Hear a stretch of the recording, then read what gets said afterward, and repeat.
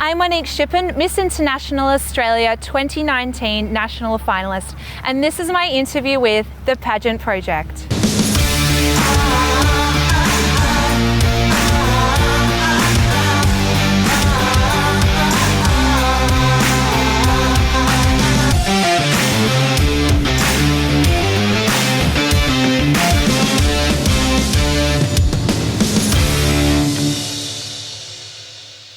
Hey everyone, it's Adrian from the Pageant Project, and I'm here with Miss International Australia 2019 National Finalist, Monique Shippen. Monique, welcome to the show. Thank you for having me. I will let Monique describe where we're at, because as you can tell from this, it's super shiny. Monique, tell everyone where we're at. We're actually on the top of Shelley Beach, which extends from Manly. You can do this really beautiful coastal walk that comes around to Shelley Beach, and if you climb up a few stairs, you actually get to this point. And you can actually see Manly from the top here, from the lookout. It's a really nice view in the background. And it's brush turkeys. And there's like 1,000 brush turkeys around us. Okay, Monique, why don't you start by telling us, I guess, what got you into pageantry to begin with, and how long ago it was? Because you just told me you had like a 7-year between entering the same pageant, I'm assuming it's going back a fair while. Yeah, so when I was young, my mum put me in modelling, like when I was 5 or 6 years old. But I used to be really shy, so she used to watch pageants on TV, and I used to watch them with her, like things like Miss Universe and World, and I used to like look up to those women and think, wow, they look so beautiful and they're smart and they're confident, and I just wanted like that confidence in myself. So my mum thought it would be good when I turned 18, because I didn't know they actually had like the teen pageants back then. Right. So when I was 18, I joined my first like community pageant. And do you remember the title of it? It was called Miss Wow Blacktown. Miss I'm not even from that area. Okay. Miss Wow. Miss Wow. People would joke because it's like WOW, it'd be World of Warcraft. I was going to say, that's funny. But so I joined that just for friends, for experience really, and then I won that pageant, and I Oops. Yeah, and I was like, oh, okay, and I just loved pageantry since then. I joined Miss Earth, like you said, in 2011. And same situation. I just wanted to make new friends, make a difference, but I still didn't have that like massive confidence in myself. And I made it to top 10, but then so I was really proud making it to top 10. Absolutely. But then because I was studying my degree, I took some time off, and then when I finished my degree, I thought when I was teaching in preschool, I noticed that I had this passion for the environment, and it was a really good opportunity because kids love being outside. And we're in Australia, we're lucky like all year you can go out in the garden and the playground. So we used to compost and plant veggies in the garden, and kids would love like seeing them grow. Like, oh, miss, like it's this tall now. Teenagers not so much, but kids, yes. Yeah, and then we'd sometimes we'd make pizzas like with our vegetables from the garden. Which was like the ones that weren't eaten by worms and stuff. I don't think we had the proper, pesticides happening there, but it was fun, and that's what made me rejoin Miss Earth, because I thought, I've got that passion for the environment, why not put it into action and do more with it with the community. And that was back last year, back in 2018. Yeah. That's when you won, so you did a little bit better than top 10. Yeah, I did. So I was really proud just seeing how far I'd come from when I joined the previous time. When you say that you didn't feel so confident, so how confident do you feel now? And I imagine you're more confident now than you felt before. Did it kind of build steadily over the years, or was there one particular moment when you actually realized, no, hang on, I'm a lot more confident now than I was before? Yeah, so throughout my childhood I was really like super shy, like would hide behind people, freeze in class. They'd have to ring my mum and say, she's just mute, like she's not going to talk. One of my teachers actually cried because she didn't know what to do with me. You made a teacher cry? I wouldn't respond, but she was the loveliest lady, and she was actually the lady that got me on stage for singing. She encouraged me. She said that I had a nice voice, even though I sang like a mouse.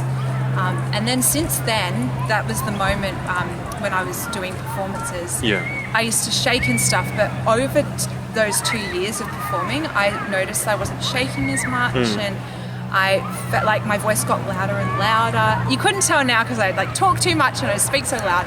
but It is a little bit hard to imagine. Over time, I actually became louder, and then I think after I was 15 and I'd done 5 years of like Eisteddfods and performances, I noticed that I was just not just confident on stage and with teachers, but just confident in general and like comfortable with myself. Yeah. Yeah. Tell us how with music. I mean, I guess it might be a bit difficult to understand for someone who hasn't done a lot of music. Yeah. But give us an idea as to sort of your music background and your music journey, because you're still performing very regularly now, and you're putting your performances on social media. I have no problem speaking in public, but singing in public, it's not something that I'm going to inflict on anybody. So how did that help you find your voice? Oh, that was a major thing that helped me. So I actually loved singing when I was little, but just to myself and along with songs, because my dad would play music every night, and I liked singing along to the songs. But my teacher, back to that time when I used to freeze and stuff, she said that I should join drama and singing. So I was in drama when I was 3 or 4. Right. Dancing when I was 4, but dancing's different because it was in a group and I was okay to be right at the back and just no one can see you. Hide and can see you. Yeah. But when I was 8, I started singing, and I also did keyboard lessons. And Delta Goodrum actually was like her key career time, and she played and sang at the same time. So that I felt like that was something like my next challenge that I wanted to do was play and sing. And my teacher was just so encouraging. Even I used to freeze with her at the beginning. She used to mentor me like in the holidays, and because I had this trust in her and she believed in me. So that kind of like I found that in me, and then we worked together to get me on stage, and I got to play and sing at my Year 6 Talent Quest in front of I didn't have any friends in primary school. I had like 2 or 3 friends. Do you remember what song you performed? Predictable by Delta Goodrum. I remember that song. And because in primary school, like dancing in the talent quest is like the thing to do, like with your big group of friends. Yeah. But because I didn't have that, and I wasn't really much of a dancer, Neither is Delta Goodrum, by the way. So scared. And I remember when I was playing, my mum said she'd be there, but then she wasn't there. Like she didn't get to nip out of work in time, so the teacher was like, "She's not here yet." But then she finally came. And I remember playing it, and then I won the talent quest. I was like, what? Like, I remember they announced, like, Monique Shippen, and I was just sitting there like, someone's like, it's you, go. Yeah. And I was like, what? Yeah. So how did that feel, winning? I mean, back in Year 6, I mean, when you win something like when that. I wasn't that popular, that was a life-changing moment. I actually realised then that I want to continue music. Like, I knew I enjoyed it, but then I really thought this could even be like a career for me. And I actually started songwriting when I was 14. I did a course with Erina Clark from Australian Idol and X Factor. And songwriting is like a complete different art altogether. So I found that helps me like express my emotions. And I started writing songs, and now I actually have an album that I released when I was 18. Oh wow! Yeah. I didn't know that. Where give people can they buy it or? They can. It's on Spotify and it's on iTunes. But I'm trying to record like new stuff now because it's been a while since that album. What was the name of the first album? It's called Headache. Okay. All right. I hope that's not indicative of what's on the actual album itself. Gives you a headache. No. And that was all original songs written by you? Yes. So all 10 songs were music and lyrics by me. Because previously I did a 5-track like EP with co-written with the songwriting teacher, because like obviously, some people can, but obviously can't become like a competent songwriter straight away. And but as you said, there are different skills. Some people can perform, some people can write, some people are lucky enough to do both, but they are very different. Just write for performers. And, yeah. Which is really good. So I really love songwriting in my spare time. Helps me express my emotions, and I love being able to share like that story and emotion with other people listening to the music. That's really what made me like keep going. Right. We had a songwriting showcase, and like the comments from the people saying, I went through that situation and your song like really just encapsulated that made me feel like so happy that I could share that like almost memory with that person even though I didn't know them. So that's something special about songwriting. because songs do sometimes, you were talking about this when you were logging the chair over, it does sometimes cut through to people a little bit more than someone just giving a speech about something. It sort of slips under the subconscious. But put it all together, so that's the music background. Yeah. And then obviously we'll talk about the pageantry, but you're also teaching. Yeah. So on a regular basis, what does your life look like? Well, when I was preschool teaching, it was 4 days a week. So I still had nights. So I have a regular performance at Restaurant 317 in Parramatta. So I perform there every fortnight on a Tuesday or Friday night for 3 hours or 4 hours in a row. So I balance that in, but I'm also a kids party entertainer on the weekends. So usually I do maybe 2 parties because they're about an hour and a half, 2 hours each. Right. But now that I've started practicing in a high school, it's a lot more intense. There's a lot of preparation and stuff like that. So I've been making the gigs a bit more once a month, and I'm only doing 1 party a week now because I need to have a day off. I was going to say, I can't just teach and then be a party entertainer and then teach again. Well, you can't be a party entertainer for little kids when you're tired. I mean, that's the other thing. They'll be so bored. Exactly. And I also go to the gym, usually really early in the morning or late at night, just fitting around the teaching. Yeah. That's usually my life in a nutshell. So pretty full-on schedule. Yeah. As is the one for most pageant competitors. Oh, it would be, yeah. So coming on to Miss International Australia, which is in 6 days, as you said. Maybe 4 or 5 days by the time I release this. But in less than a week, why did you want to compete in Miss International Australia? Because as we said, you won Miss Earth. And that is one of the biggest pageants in the world. So a lot of people think, oh, you won that, done. Yeah. So what made you motivated enough to put yourself through it again? Because it's not an easy thing. It's not easy, no. So why go into it again? Yeah. So a lot of people would say to me, you've won a title, why would you join another one? Exactly. But to me it was actually, and even I thought at the time, if I win this, I can just focus on that. I've won a pageant, but to me, it made me want to join another one even more, because when I went overseas with all the girls from the other countries, I got this huge cultural experience. I got to learn about all these girls from other countries, their projects, and also that side of all their different strategies of helping the earth. And having all those minds together in one place, I just saw the power of that and really making a difference together. And I have friends all over the world that we constantly support each other, no matter what pageant they're joining next, or if they're doing a clean-up or something, we'll support each other, check in with each other. And that's something you can keep for life. So it made me want to, in my reign as Miss Earth, I did community cleanups. I think I did a challenge where I did 3 months, and every weekend I was at a cleanup. And that's a lot of January, cleanups. February, March, every weekend I was at a cleanup all over Sydney, so Bondi, Manly, Mossman, wherever, and meeting all those new people every time who have that same passion as you, that is amazing. And I just want to continue growing. While I'm on a roll, I wanted to join Miss International so I can continue helping the community and being a role model. But another thing specific to Miss International is the ovarian cancer awareness. So I've seen a lot of hashtag Teal the Beat. Yeah, Teal the Beat, because through my singing, I've done a lot of charity performances and been involved with other cancers, like breast cancer and skin cancer. And my grandma actually had breast cancer, so I've really want to help out with the ovarian cancer awareness. And Teal the Beat, and it's such a simple campaign, but it really is really powerful, because it's just 4 symptoms and just making everyone aware that. Can I put you on the spot a little bit? What are the 4 symptoms? Yeah, so beat. So B is bloating. Okay. But it's more because I know some of these symptoms, people feel this in everyday life. So it's more you keep a diary and see if it's recurring over a severity and consistency, I suppose. That. So B is bloating. E is eating small amounts and feeling full. Okay. And A is abdominal pain. Okay. And T is trouble with urinary frequency.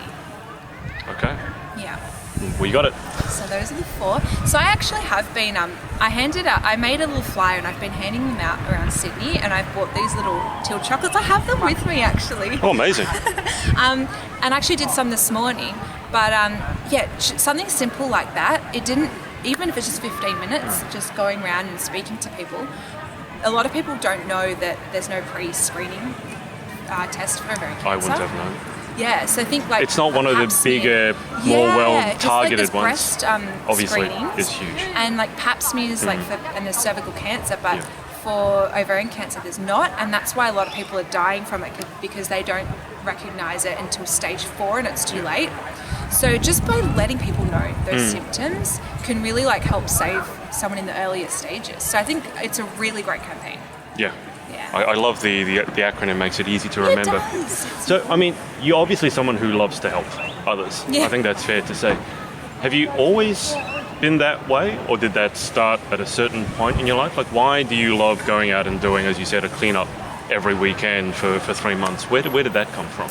I think it's also like the inner teacher in me. Ever since I was young, though, I've always just loved helping others, and my mother always loves putting like others before herself. She's always helping someone, like everyone in the family. And I come from my mum is Filipino, so we have a lot of family, and she's always helping. So I always would try and help people. But for me, it's like a rewarding feeling. Even though you have to get up sometimes at 6 a.m. to do a beach cleanup on a Sunday morning, Yeah. when it's like your only day to sleep in, I go, and it's really nice because my parents come with me, and Oh, that's nice, yeah. they love it too. They even said to me, it's nice just coming and getting together with a group of people who also want to help out, and knowing that you're just helping out, like Yeah. you're making a difference, and you're getting together with all these beautiful people, and then we just have coffee afterwards, and it's a nice chat, and yeah, you just know it's mostly just the feeling of being able to help people. Have you ever struggled with, I mean, a lot of people who want to help, they struggle with helping too much. Oh yeah. Burnout, and as you said, with your mum putting everyone else first, yeah, have you it's ever struggled with difficult. sort of setting your own boundaries, as in like, I can't do that now, I need to do something for myself? Yeah, that is difficult because sometimes I take on more than I can chew. Like I'll say, yeah, I can help you and you and you. And then I'm thinking, like, it's also important to have time for yourself, Exactly. like some downtime to meditate and stuff like that. So now I've kind of just looked at it, and instead of maybe helping them like to the full extent, like actually going out there, I might just give them advice or Yeah.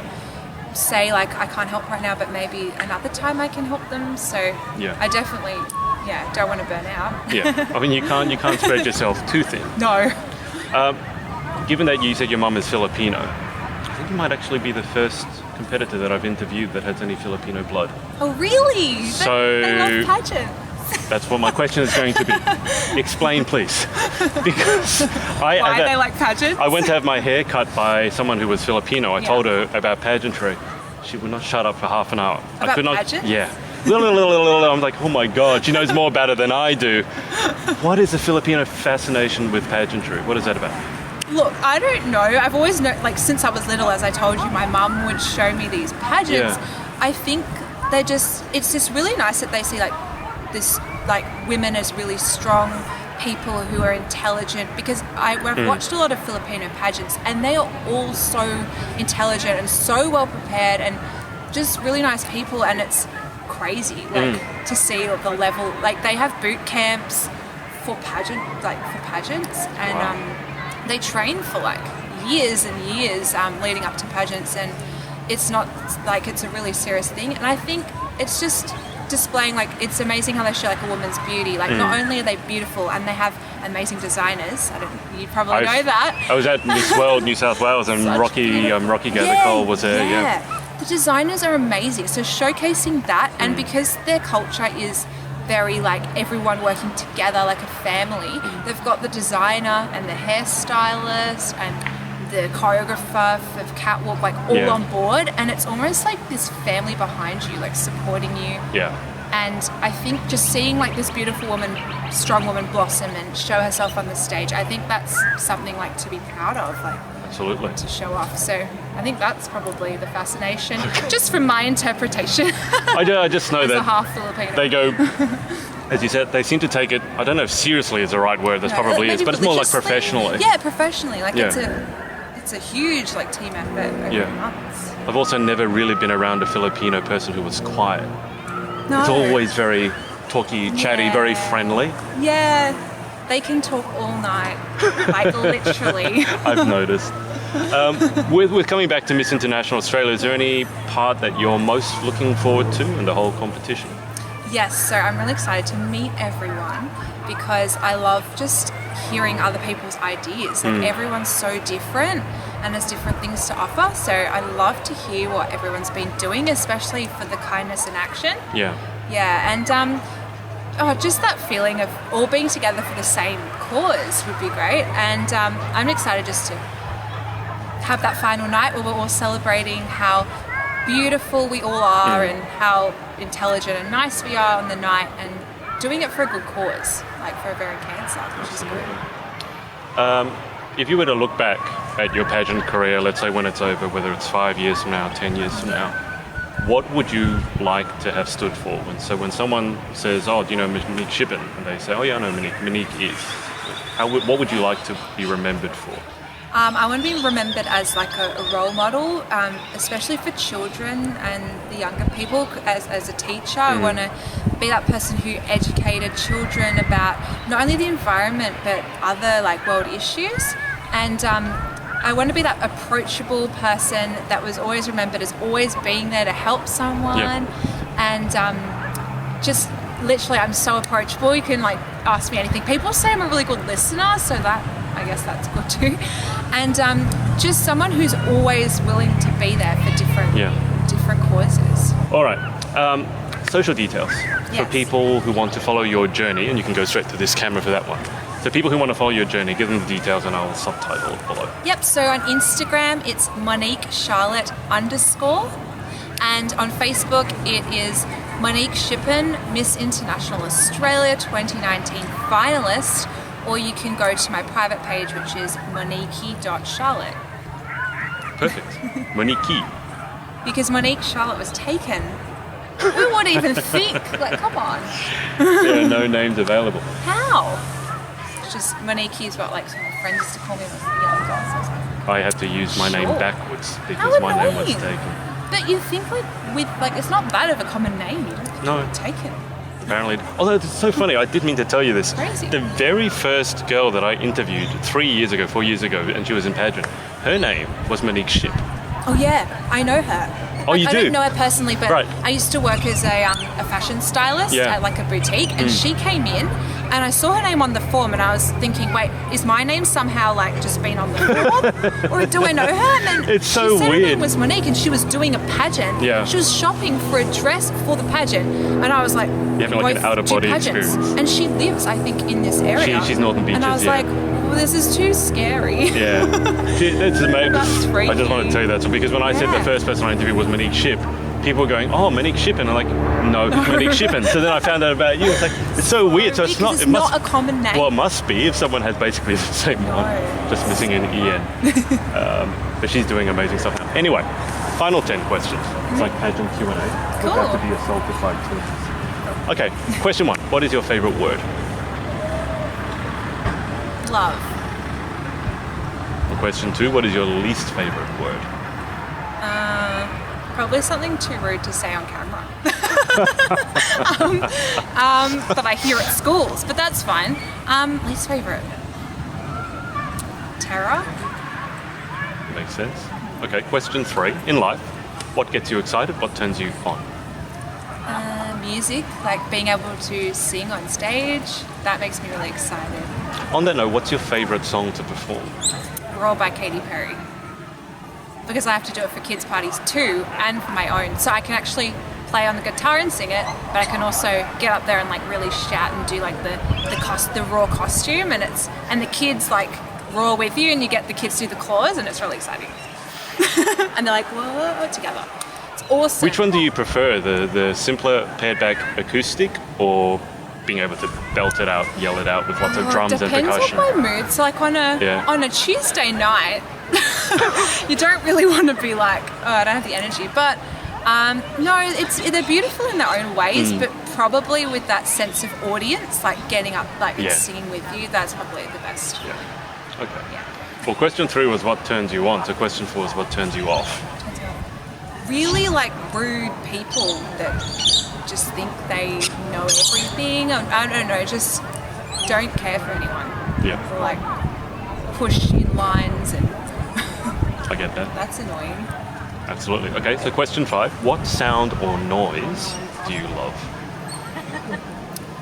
The ocean, because I live near the ocean. I think it's really relaxing. It is, yeah. Sometimes I just go like to the ocean, close my eyes, and it's just nice hearing like nature, Yeah, waves. which we can hear right now. You can Which hear we the can ocean, hear right now. birds. You But can hear. if you ask me that, like I know there's only one answer, but if I was at school, like children's laughter is really, I like Yeah. that too. Okay. Means that You can have two answers. Question 6. What sound or noise? Hello, birds. What sound or hate. noise do you hate Forks scratching on the China? on the yeah, plate. My dad yeah. does it On purpose? sometimes. No, just when he's not thinking properly, and I'm like, no, you know I hate that. Everyone has said nails It's on like chalkboard. scratching- yeah, that but my too. issue with that is, and you would know because you're There's teaching. no chalkboards That's what I'm saying. anymore. That was People like primary just school. give that answer. I'm like, you're not old enough to have ever They heard don't that. even use whiteboards anymore. It's all the smartboard. I think, yeah. and the laptops. When I was in school, it was Yeah, whiteboards, don't- smartboards were coming in. Yeah, me too. Now but these now boards I'm are just, like, teaching, and I'm crazy. like, I need to learn how to do this smartboard. So, but all right, cutlery on the plate. Okay. Question 7. If you could have any one superpower, what would you pick and why? I would want to fly because I think it would be cool getting to different places like in a really fast time. But also I love to have that bird's eye view and just look at the nature around me and appreciate, like you don't have to get into a plane or helicopter, you can actually see the world from another perspective. That would be really cool. But also just to get to different places, and because this is going to sound weird, I have a fear of heights, but I think being able to fly would be good because it means, I think it's more a fear of falling. Yeah, exactly. Yes. So you wouldn't There you go. have to fall if you could fly. Okay. Because when I'm on planes, I'm like, if I could fly, it wouldn't be an issue if we crashed because I could be like, you know. That makes sense. Okay. Question 8. What job or occupation other than your own would you most like to attempt? Fashion designer, because I almost wanted to do that. When I was in year 11, I did design, and I designed a dress out of recyclable materials. And I'd love to do that, like start a line of recyclable material, like bracelets, dresses. And my Yeah. brother's actually a designer. Oh, wow. Okay. So when I see him design, I'm like, oh, I wish I could. If in another life, I would Yeah. totally do that. Well, it sounds like you've got the contacts. I mean, you're obviously in the right industry to do I'm it. too busy already. Fair enough. And that's really big at the moment as well. Like ethically sourced and ethically created fashion is a Yes. huge deal at the moment, an important one. And also just like waste. You could Yeah. turn that waste into recyclable Yeah. fashion. Well, they have eco fashion nights at some Yeah, I pageants love now, those. which are fantastic. Yeah. Okay. Another noise. Question 9. What job or occupation other than your own would you definitely not like to attempt?